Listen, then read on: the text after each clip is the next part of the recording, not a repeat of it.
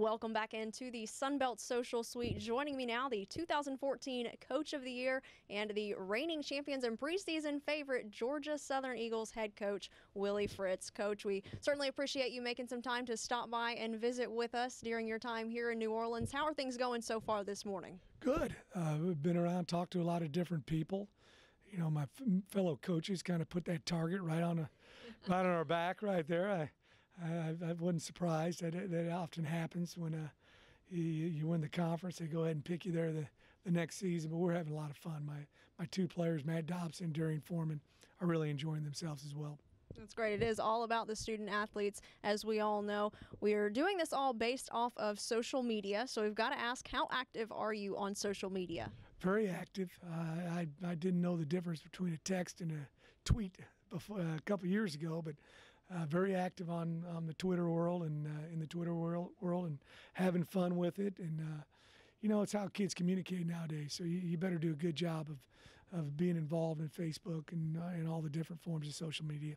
Absolutely. That is the way that we've been getting our questions here for the Social Suite. We'll go ahead and jump to some of these fan questions.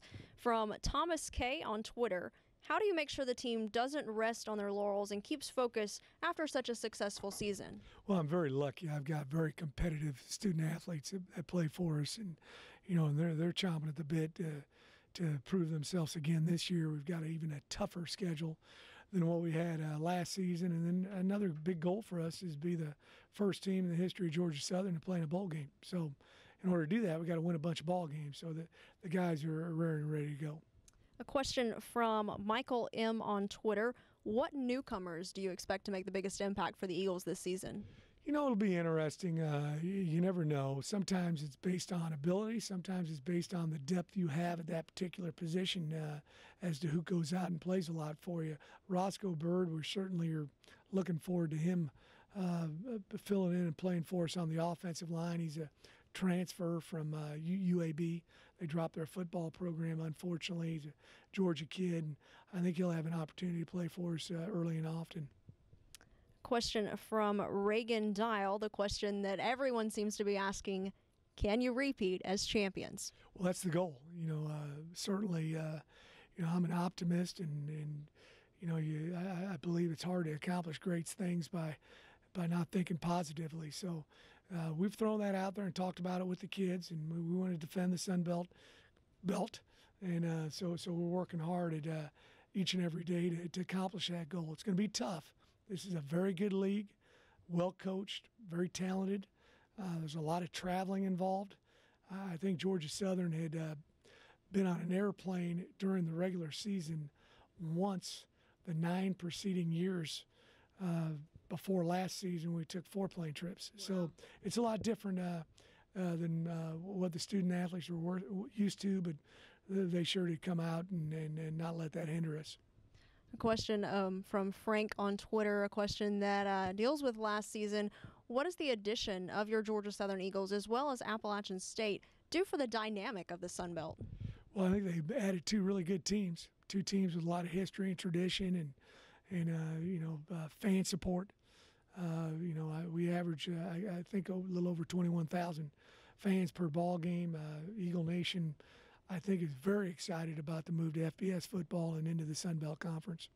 A question from Rio on Twitter: who do you see as the breakout player on offense this year? Oh, I tell you, a guy that I'm looking forward to watching is Derek Keaton. Derek got injured in spring ball and injured a little bit during preseason camp. He's got tremendous speed, and you know, I hope he's going to be one of those guys people are going, hey, where did this guy come from?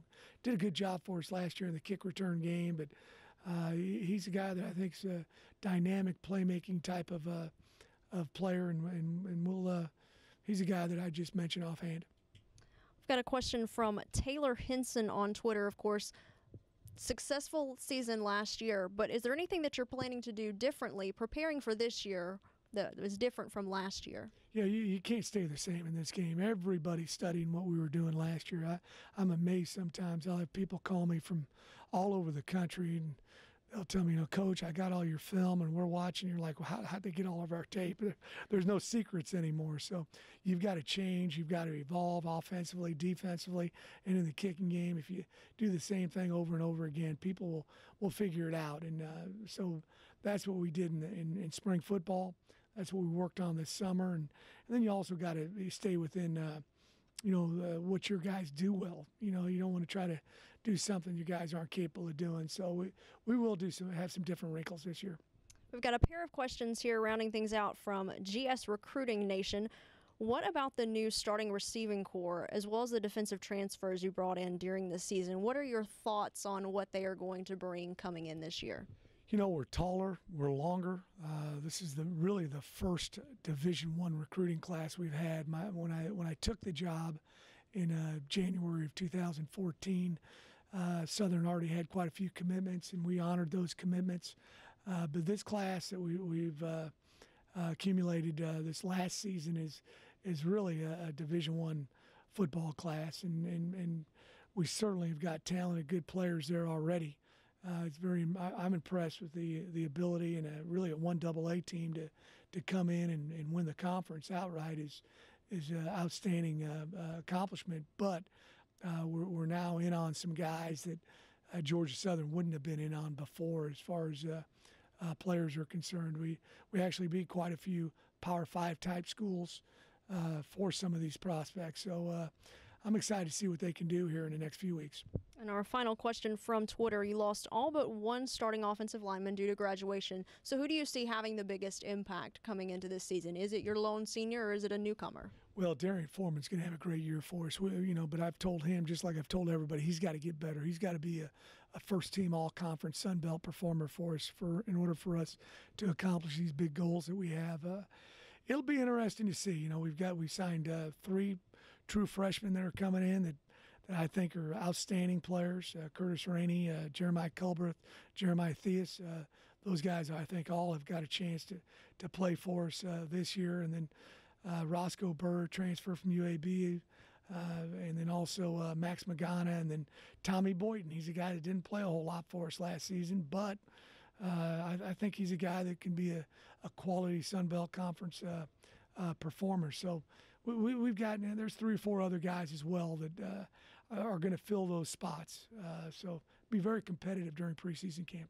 Now, we've got a couple of videos that we're going to pull up. We've got something called the tug. We had the student athletes who came in tell us about it, but tell us about the tug and the video there with what you guys are doing in practice. This is just a competition. It's a great competition. You got Matt Dobson, you got Ryan Longoria. Both of these guys have had a fantastic summer. But what I like about this competition, there's no place to hide.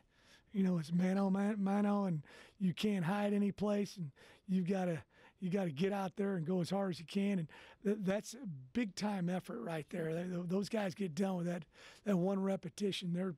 We do it at the end of the workout, and they're spent for the day. So you get an opportunity to go out there and compete in front of your teammates, and nobody wants to give in. Those are the kind of competitors we're looking for at Georgia Southern. We've also got a video of Darian Foreman there in the weight room. You spoke about his leadership and how he was going to be key there on the offensive line. How big is it to have leaders that are not just leaders on the field, but leaders in the weight room and leaders in every aspect of the offseason? One of the things about Darian with that lift right there, that was at the end. That was the 9th set of bench that he did right there. So, a lot of people have asked me, he did that fresh. No, that was at the end of his workout. So he's really probably do another 20, 30 pounds 3 times. But, I like guys that compete in everything that they do. I like guys that compete in the classroom, in the weight room, on the field. I like guys that compete off the field, doing the right things in the community, et cetera. So we don't like selective competitors at Georgia Southern. We like people who like to compete all the time and press themselves to see exactly how good they can be. One last video. We've got a clip of what was the biggest moment, or one of the biggest moments of the season. Matt Dobson with the pass breakup there, right there at the end of the game against ULM, sealing the 2014 championship. What's going through your mind as that play is developing, as time is winding down? Well, I'm on the other side of the field, so I didn't have a real good vantage point for the play. But our corner did not do a real good job of rerouting the receiver. He's supposed to make him come inside, so Matt had to cover a lot of ground to get over there, and just a tremendous play by him. And that play will go down in the history of Georgia Southern, and winning the first Division I conference championship in the history of the school. So huge play for us, and Matt made a bunch of big plays for us last season. One last question as we let you go. We spoke with the athletes. We spoke with Matt and Darian and asked them what it's like to be there at the stadium with the championship there on the line in those moments, and how crazy Eagle Nation can be. What do you have to say about how powerful and how ambitious and just how much fight that the fans have with being really the 12th man and showing everything that they've got? Two things that really stuck out to me last season. Well, three things about our fans. Number one, how they travel. We played a couple games in Atlanta, and we had 15 to 20,000 fans at those ball games, and they're loud. Our first home game, we played Savannah State, and I couldn't believe how loud it was when we were on defense, and how quiet it was when we were on offense. I'd never been any place before and experienced that. And then the last thing, you just showed a little clip of it there. After the game, I went inside the locker room. I did interviews. I did a whole bunch of things. And then I come out for the trophy presentation. We probably had 5,000-6,000 fans that had stayed that long for the trophy presentation. So, Eagle Nation is a strong group of people, and I'm glad we have them. Absolutely. Well, Coach, we certainly appreciate you making some time to stop by and answer some questions. We hope that you enjoy the rest of your day here in New Orleans. Thank you.